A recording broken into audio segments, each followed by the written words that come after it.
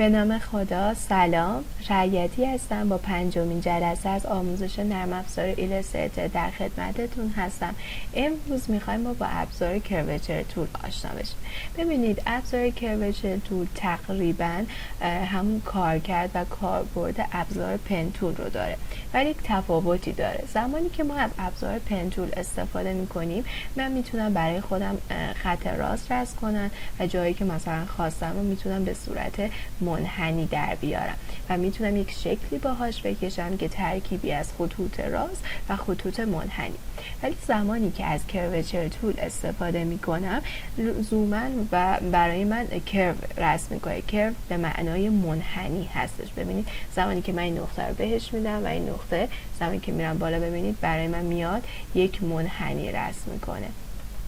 حالا در هنگام منحنی رسم کردن، مثلا من میخوام از این نقطه به سمت مخالفش برگردم. ببینید من دوست دارم فرم منحنی به این شکل باشه، ولی زمانی که دارم برمیگردم فرم منحنی من به هم میخوره.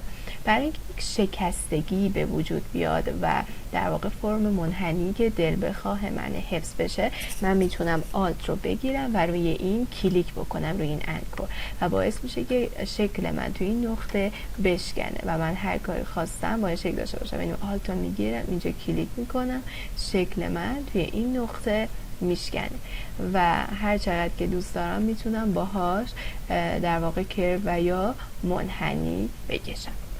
این جلسه آموزشمون خیلی ساده بود.